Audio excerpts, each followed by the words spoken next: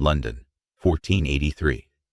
Behind the stone walls of the Tower of London, two boys were tucked into bed, unaware they were living the final hours of their short lives. One was Edward, just 12 years old, officially King Edward V of England, but not yet crowned. The other was his younger brother, Richard, Duke of York, a quiet 9-year-old who still clutched wooden toys when no one was looking.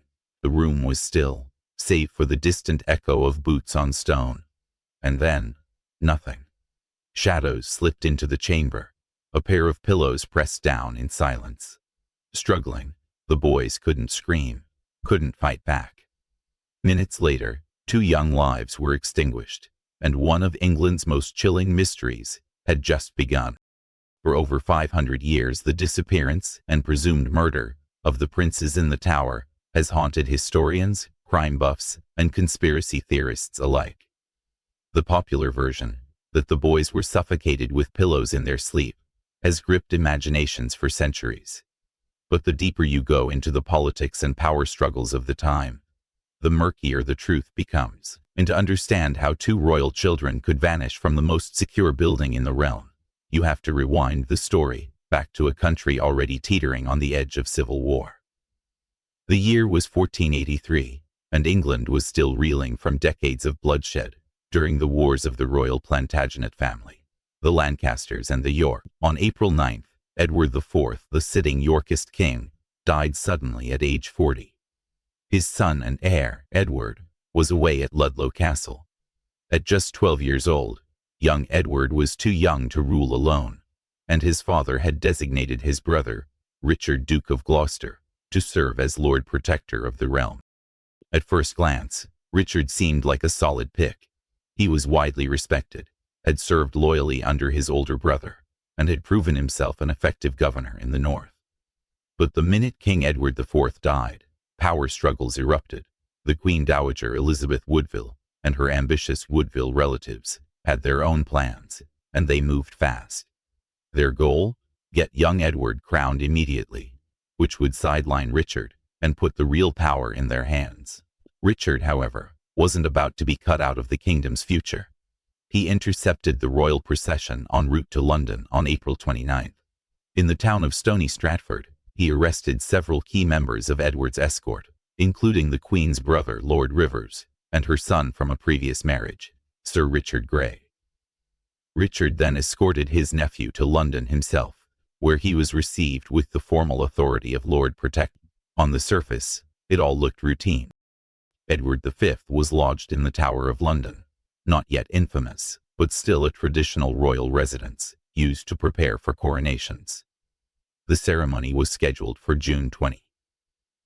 Meanwhile, Queen Elizabeth took sanctuary at Westminster Abbey with her younger children, including 9-year-old Richard, Duke of York. She was understandably suspicious of Richard of Gloucester's intention. Still, Richard managed to convince her, perhaps with reassurances or pressure, that young Richard should join his brother. The official line was that the king would need his little brother at his side during his coronation. Reluctantly, Elizabeth agreed, and on June 16th, the younger prince joined his brother in the Tower. Up until that moment, Richard's actions could have been interpreted as protective, even prudent. But just days later, everything changed. The coronation was postponed indefinitely.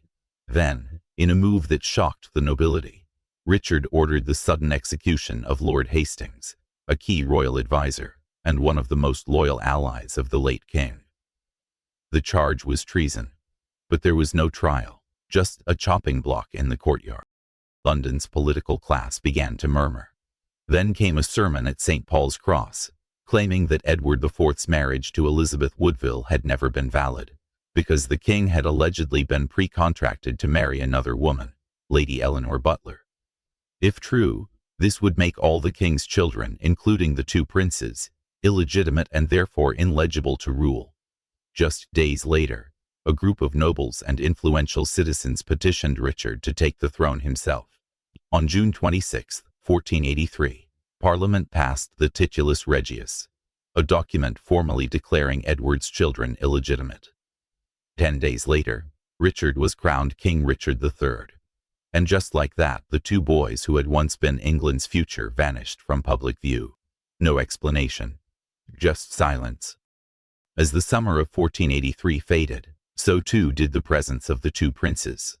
Initially seen occasionally within the Tower grounds, the boys gradually stopped appearing. By late July or early August, they had vanished entirely. There were no public sightings, no royal bulletins, not even whispers of their well-being. It was as if the future of England had evaporated into stone and shadow. Dominic Mancini, an Italian cleric visiting London at the time, left one of the only contemporary foreign accounts of the period.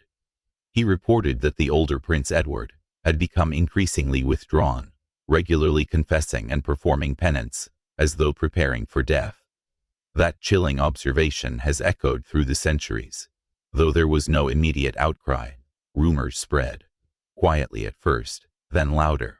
The boys were dead, and one name was whispered more than any other: Richard III. After all, who had both the opportunity and the motive? As long as Edward and Richard lived, they remained symbols of legitimacy to those who opposed Richard's claim to the throne. Any rebel faction could use the boys to rally support and challenge his rule. Eliminating them may have been seen not just as convenient, but as essential to Richard's political survival. But Richard never publicly acknowledged their deaths. He didn't blame illness, or an accident, or foul play. He simply remained silent. That silence did more damage than any confession might have. It cast a permanent shadow over his reign and reputation. Even his allies began to question him. In October 1483, just 3 months after his coronation, a rebellion erupted, led by the Duke of Buckingham, of all people. Buckingham had been instrumental in helping Richard secure the throne, but now he turned against him, raising forces in the name of restoring legitimacy to the crown. His rebellion failed, and he was executed. But the seeds of doubt had already bloomed into full distrust. 2 years later, in 1485, a new threat landed on English shores. Henry Tudor, exiled in France but descended from the Lancastrian line, claimed the crown for himself. Backed by disaffected nobles and foreign allies, he marched into England and met Richard III at the Battle of Bosworth Field. On August 22nd, Richard was killed in combat. His crown was recovered from under a hawthorn bush and placed on Henry Tudor's head. He became Henry VII. To cement his hold on the throne, Henry married Elizabeth of York, sister to the missing princes. This union of Lancaster and York effectively ended the Wars of the Roses. But even in this new Tudor era, the mystery of the princes lingered, like a ghost in the foundation of the dynasty. Henry had every reason to keep the story of their disappearance vague. If they were dead, he could be accused of complicity. If they were alive, his claim to the throne was dangerously weak. The most enduring account of the prince's alleged murder comes from Sir Thomas More, who wrote decades later during the reign of Henry VIII. In his version, Richard III sent an agent named John Green to command Robert Brackenbury, Constable of the Tower, to kill the boys. When Brackenbury refused, Richard ordered Sir James Tyrrell to take over. Tyrrell then recruited 2 men, Miles Forrest and John Dighton, to smother the boys with pillows as they slept. Their bodies, according to More, were buried beneath a staircase and later moved. It's a vivid tale, one that Shakespeare famously dramatized in his play, Richard III, painting the king as a hunchbacked villain, consumed by lust for power. But More was writing under Tudor rule, decades after the fact. Still, More's account has shaped popular imagination for centuries. In 1674, long after the Tudors were gone, workers at the Tower of London made a curious discovery. While demolishing a staircase in the White Tower, they found a wooden box buried beneath it. Inside were 2 small skeletons. King Charles II ordered the bones to be interred at Westminster Abbey, assuming they were the lost princes. A plaque still marks the spot, identifying the remains as Edward V. and his brother Richard, Duke of York. But even that evidence is uncertain. In 1933, the bones were examined and found to belong to 2 children of similar ages to the princes, yet no DNA testing was done, and modern forensic analysis, which could confirm or disprove the identity of the bones, has never been authorized. To this day, the mystery remains sealed in marble and unanswered questions. If Richard III truly ordered the murder of his nephews, the logical question remains, why didn't he simply announce their deaths? A claim of illness, an unfortunate accident, or even blaming others would have provided cover. Instead, the official record remains eerily quiet.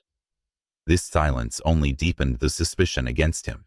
Some historians argued that this ambiguity may suggest that Richard wasn't responsible at all, because if the boys were indeed killed, wouldn't it have been politically smarter to craft a narrative around their deaths, rather than allow damaging rumors to spiral out of control? That leads to the question, if not Richard, then who? One name that emerges is Henry Tudor, later Henry VII. Although he was in exile in Brittany during the crucial months of 1483, he had connections in England, and his supporters stood to gain immensely from the boys' disappearance. With the princes gone, Henry's path to the throne was significantly clearer. His eventual marriage to their sister, Elizabeth of York, united the rival royal houses, but only because her brothers were no longer alive to contest his legitimacy. Another suspect is the Duke of Buckingham. Once Richard III's closest ally, Buckingham turned rebel shockingly quickly after Richard's coronation. A Portuguese document from the era even claims that the boys were entrusted to Buckingham and died under his watch, possibly from neglect or strafing. If true, this would make him either the actual perpetrator, or at least complicit in their disappearance. Buckingham's motivations remain murky. Was he truly seeking justice for the boys, or did he have his own ambitions for the crown? Some historians have explored less grim possibilities. What if at least one of the princes escaped? This theory gained traction during the reign of Henry VII with the emergence of a man known as Perkin Warbeck. In the 1490s, Warbeck claimed to be Richard, Duke of York, the younger of the two princes, saying he had been smuggled out of the Tower as a child and raised in secret. Warbeck gained significant support across Europe, including backing from Margaret of Burgundy, the prince's aunt, and even briefly posed a serious threat to Henry VII's rule. Warbeck was eventually captured and executed in 1499. Officially branded an impostor, his story was dismissed, but not before leaving behind a flurry of unease. Decades later, some began to question whether there was a grain of truth in his claims. After all, how had an obscure foreigner managed to gain such extensive support from European nobility? And why was Henry VII so eager to shut the door on his story? In more recent years, historian Philippa Langley, best known for helping locate Richard III's remains beneath a Leicester parking lot in 2012, has uncovered documents suggesting that the princes may indeed have survived. One such document, attributed to a man claiming to be the young Richard, Duke of York, describes being rescued from the Tower and smuggled to Portugal, where he lived in obscurity. While unproven, these accounts have reopened the debate and challenged long-held assumptions about what really happened. The central issue remains. There is no conclusive proof, no authenticated remains, no reliable confessions, no contemporary document that plainly reveals the fate of the princes. The bones found in 1674 have never been subjected to modern DNA testing, despite repeated calls from historians and researchers. The British royal family has so far refused such examination, citing respect for the dead and the sanctity of royal tombs. Until that changes, the mystery will remain unresolved. But beyond the forensic uncertainties and political theories, the story of Edward V and his brother Richard transcends any single crime. Their disappearance stands as a tragic symbol of how ruthless power struggles can sweep away even the youngest and most innocent. Two boys, raised in privilege, born into a dynastic war they never chose, became casualties of ambition and secrecy. Their legacy endures not through royal titles or historic deeds, but through haunting absence and unanswered questions. And yet, even centuries later, their memory persists.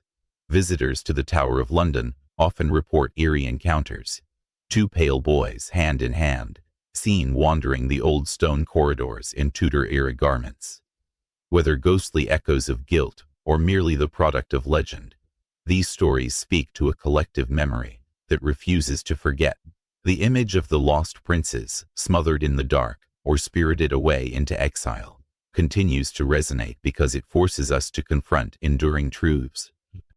History, as the saying goes, is written by the victors. Richard III's reputation was shaped by Tudor propaganda, dramatized by Shakespeare, and passed down as fact. But what if he was not the monster history made him out to be? What if the truth was more complicated, more human, more tragic? What if the greatest mystery of the Tower isn't who killed the princes, but whether they were ever truly lost at all? The story of the princes in the Tower remains one of the most enduring and unsettling enigmas in European history. It reminds us that behind every crown are shadows, and sometimes the loudest silence echoes from the smallest bed, never slept in again.